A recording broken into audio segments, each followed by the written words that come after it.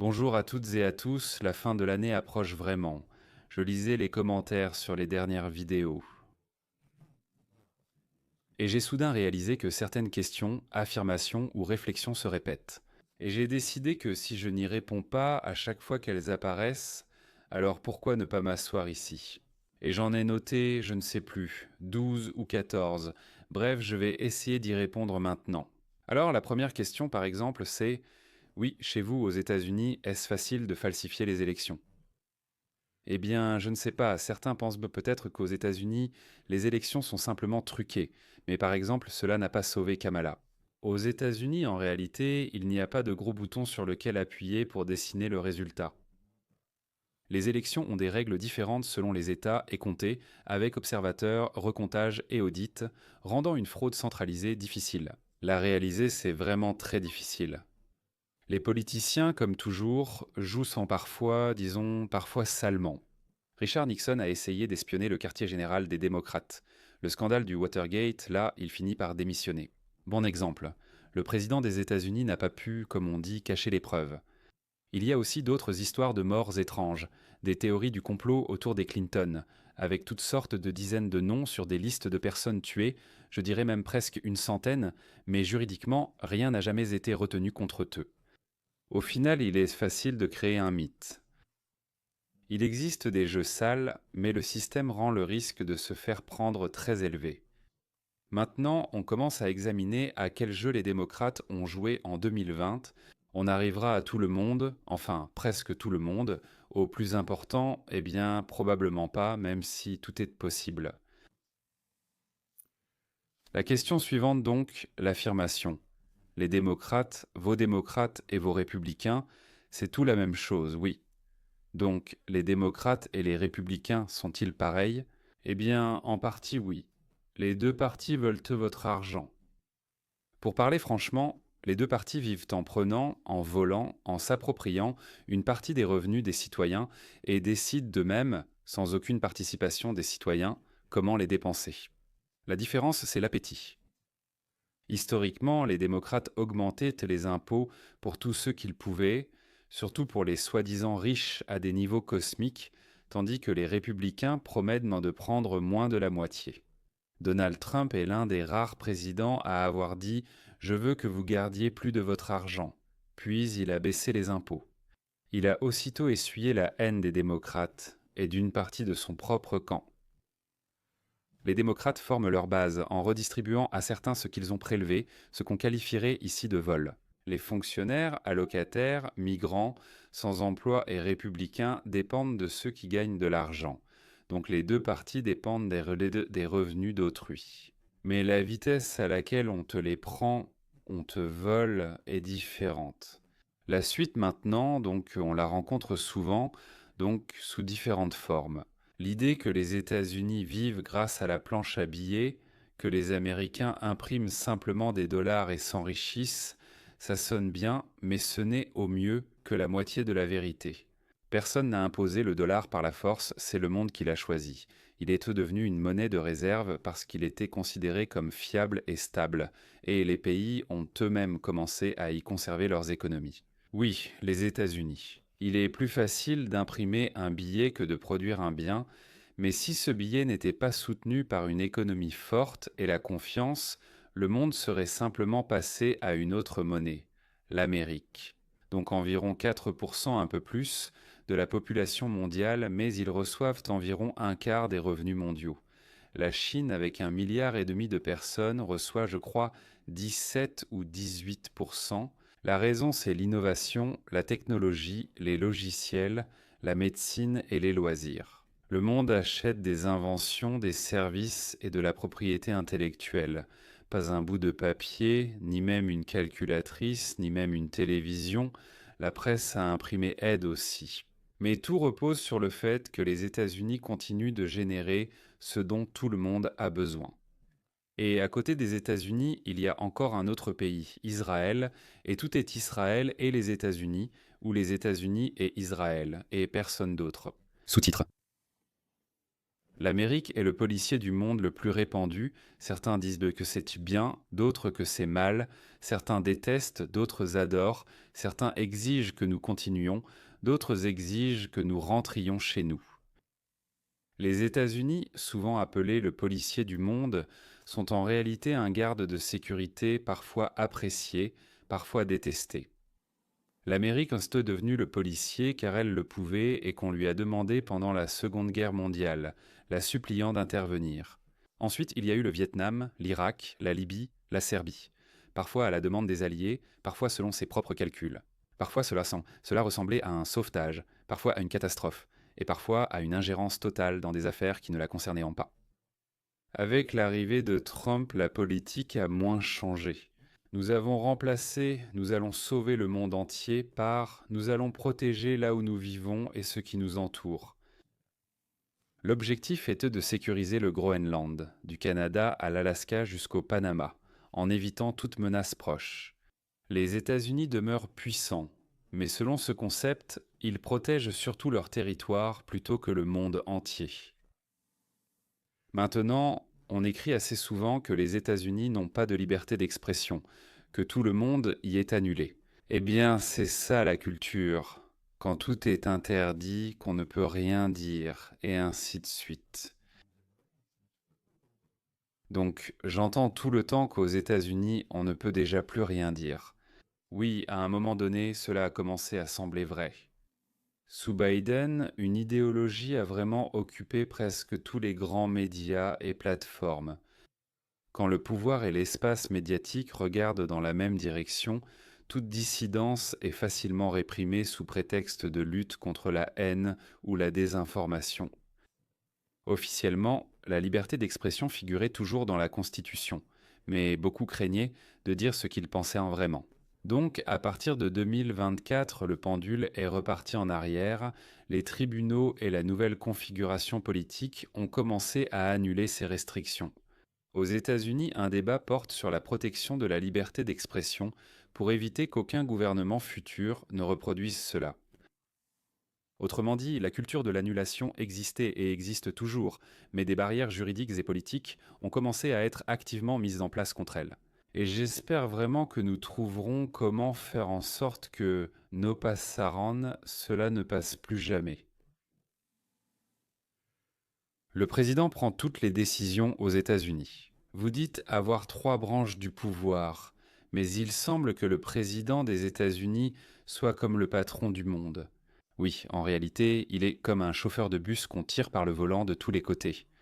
Le président ne peut pas simplement claquer des doigts et faire tout ce qu'il veut. Il est limité par la Constitution, le Congrès, les tribunaux, les États. Le Congrès accorde ou n'accorde pas de fonds, et puis il y a les lois. Bien sûr, les tribunaux peuvent bloquer un décret si, selon un juge, il contredit la loi. Et ensuite, c'est la galère, il faut aller en justice. On continue. Les États peuvent saboter ou ralentir les initiatives fédérales. Toute grande réforme se transforme en guerre, en marchandage, en compromis, en procès, en scandale. C'est le but du système, ne jamais confier tout le pouvoir à une seule personne, même si elle est très bonne, très charismatique, très populaire. Le président des États-Unis est une figure forte. Eh bien, il ne se dispute pas, et en général, ce n'est pas un dictateur, il ne peut tout simplement pas le devenir. Jamais, vraiment jamais. Maintenant, d'un autre côté, en même temps, ces mêmes personnes m'écrivent que les États-Unis sont dirigés par des corporations. Donc, d'un côté, il y a un dictateur, un tsar, un président, et de l'autre côté, les États-Unis sont dirigés par des corporations. Eh bien, ça ferait sûrement un super film, oui, mais la réalité est plus ennuyeuse et plus sale, n'est-ce pas? Les corporations, bien sûr, ont une influence puissante. L'argent, les lobbyistes, les liens avec les politiciens. Et vous pensez que les traits d'union, que les syndicats n'en ont pas? Eh bien, ni les uns ni les autres ne signent les lois, ne rendent les verdicts, ce sont les politiciens élus et les juges élus qui le font. Les corporations font pression, essaient d'imposer leurs intérêts, mais en retour, elles reçoivent dans le sort des affaires antitrust, des amendes, des enquêtes. Ce n'est pas que j'aime la législation antitrust, je vous raconte simplement. Tentative de diviser ou fragmenter leur entreprise. D'un autre côté, les politiciens dépendent des dons et des emplois, et les tribunaux dépendent autant des lois qu'on leur donne. En conséquence, les corporations ne disposent d'aucun bouton secret unique de contrôle. Les électeurs, les tribunaux, les États et le gouvernement fédéral tirent constamment chaque affaire de leur côté. Le système est corrompu, oui, conflictuel, oui, mais c'est précisément pour cela que les forces spéciales n'ont pas pu tout contrôler entièrement. Alors maintenant, regardez comment il sourit. Partout où vous allez, ces sourires faux. Donc en fait, ces sourires sont superficiels et faux, ils s'en fichent de toi, ils t'ont souri, mais ils s'en fichent complètement. Voilà une scène à la caisse d'un supermarché, la caissière te dit « Comment ça va ?» Donc ça veut dire « Comment ça va ?» Elle n'attend pas de réponse, le Russe demande « Pourquoi elle a demandé ?» Le truc, c'est que le sourire et ce qu'on appelle le small talk, ce n'est pas une tentative de se lier d'amitié, mais une façon intégrée de dire bonjour, salut. C'est du genre Hé, comment ça va? Mais surtout, ne me raconte pas comment tu vas, surtout pas. Le plus drôle, c'est que ces mêmes personnes qui parlent de la météo pendant 30 secondes là-bas, chez elles, lisent tranquillement. P.O. C'est une statistique. 10 à 12 livres par an et plus de la moitié ne sont généralement pas des romans. Ils regardent des documentaires sur l'espace, l'histoire, la politique. Donc à l'extérieur, c'est une conversation légère, mais à l'intérieur, il y a une vraie profondeur. C'est juste un code culturel, pas de la morosité, mais un sourire poli par défaut. Chaque personne qui est venue ici, en Amérique, et que j'ai rencontrée quelque part, à l'aéroport ou ailleurs, m'a dit à un moment donné. Je le savais. On me l'avait dit, mais je n'y croyais pas. Mais je pensais, ou quelque chose comme ça, du genre, ils sont tout gros et mangeant de la restauration rapide. Oui, c'est vrai, l'Amérique c'était le pays des burgers et de l'obésité. Mais il y a une nuance. Il y a deux Amériques à un même carrefour. À gauche, un gosse avec un sodel de poulet et un soda plein de sucre. Et il porte un t-shirt triple extra large et à droite, une fille avec un smoothie vert. Après le yoga, avant une course de 10 km, dans un pays riche, une personne pauvre est souvent grosse. Dans un pays riche, une personne pauvre est souvent grosse. Pourquoi? Parce que la nourriture la moins chère, c'est du sucre, du gras, des glucides. C'est pourquoi une même ville ressemble à ceci. À chaque coin de rue, il y a de la restauration rapide et à côté, des salles de sport bondées, des gens qui courent le matin, des files d'attente dans les magasins bio. L'Amérique est à la fois le pays des burgers et le pays des marathons. En réalité, l'image dépend du quartier où tu te trouves et de l'heure du matin. Et il est aussi très important de comprendre que tu verras exactement ce que tu veux voir. Sous-titres d'Imatorzok, ce sont des sous-titres stupides. Les Américains ne savent rien du monde. Eh bien, un Américain ne sait pas où se trouve l'Europe. Eh bien, certains ne savent pas. Mais en réalité, depuis New York, ils te parleront même de votre taux de rouble mieux que, excuse-moi, ce qu'on sait à Moscou. Il existe bien ce type de personnes, bien sûr, donc, et où se trouve votre Ukraine. Donc, et la Russie, c'est où en Afrique?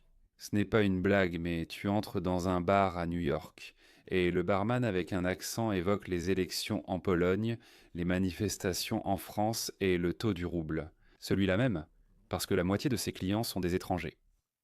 Les grandes villes rassemblent des émigrés et des informaticiens.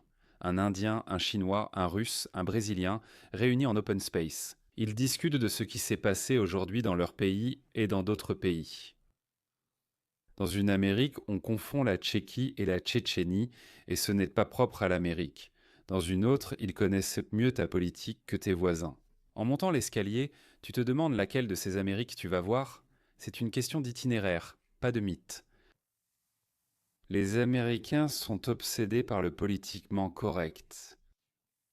C'est comme si tu disais quelque chose de travers aux États-Unis et tout de suite tu te fais annuler par la cancel culture. Mais à l'intérieur, c'est beaucoup plus amusant, alors qu'à l'extérieur, l'image, c'est qu'un seul mot de travers et tu es détruit, banni, viré. À l'intérieur du pays, c'est un autre spectacle. La moitié de l'Amérique se moque du politiquement correct dans les stand-up, les mèmes, les podcasts. L'autre moitié exige de nouveaux mots, de nouvelles règles et un langage plus doux pour ne blesser personne. Et c'est la bagarre éternelle entre ces deux camps. Les uns disent « respectons tout le monde » et les autres disent « vous tuez la liberté d'expression ». Et ces deux camps sont très bruyants. C'est pourquoi on a l'impression que tout le monde est obsédé par le politiquement correct. Tout cela parce que les autres, en général, se comportent de façon beaucoup plus discrète. Mais si vous entrez dans un bar américain ordinaire, là-bas les gens plaisantent tout à fait librement, sans sous-titres. Attention, ça peut offenser quelqu'un, et ils plaisantent d'une manière qui peut facilement blesser quelqu'un. Voilà, donc maintenant les Américains, des patriotes avec des drapeaux, des idiots, et puis d'autres mots aussi. Donc voilà, les Américains. Si vous pensez qu'aux États-Unis, chaque maison a un drapeau et que tous pleurent en écoutant l'hymne national. C'est la moitié du film. La version cinématographique de l'Amérique. Un drapeau à chaque maison, feu d'artifice, hymne, aigle, alors qu'en réalité, il existe deux images distinctes. Un jour, au Texas, il y a un défilé de barbecue, des pick-up. God bless America et des drapeaux sur les casquettes, tandis qu'à Portland, il y a un rassemblement avec des pancartes America, we need to talk change. Donc il y a aussi une liste de ce qui ne fonctionne pas chez nous et de ce qu'il faut changer immédiatement et fondamentalement. L'attitude envers les États-Unis en tant que pays, organisation, collectif ou société dépend de l'état, de l'âge et du niveau d'éducation. Un vétéran et un étudiant de gauche particulier arrivés après la guerre regardent le même drapeau et voient dans deux pays différents. Tout le monde n'est pas patriote ni ne déteste l'Amérique. C'est plutôt un pays où il y a une dispute familiale éternelle sur le thème « Nous sommes géniaux » ou « Nous sommes horribles ». Nous ne sommes pas horribles, messieurs, nous sommes parfois géniaux. Parfois, il arrive que nous ayons tort. Mais d'accord, vous n'avez pas de culture là-bas, il n'y a pas de culture chez vous, il n'y a que Hollywood ou simplement pas de culture du tout. Les gens évoquent jazz et hip-hop avec ironie. Voyons point par point. Les sous-titres ont été faits par Simon. Quelle est l'origine du jazz, du rock'n'roll, du hip-hop, du blues, du gospel et de la country? La musique des quartiers noirs de New York et de la Nouvelle-Orléans est devenue la bande-son de la planète. En plus, il y a aussi une partie plus ennuyeuse de la culture, sans pop-corn, les universités qui forment l'élite du monde entier, l'architecture qui donne un style aux villes. Encore une fois, partout dans le monde, il y a des technologies de la Silicon Valley qui font partie de notre quotidien. Hollywood a juste créé la bande-annonce de cette histoire pour le monde. Sous-titre adapté par Simon. Affirmer qu'il n'y a pas de culture aux États-Unis, c'est comme donner son avis dans un club de rock. Je suis venu ici pour faire une pause avec la musique occidentale. Alors, à propos de l'italien, on m'en a parlé plusieurs fois, et voilà, vous avez ici une de vos parentes.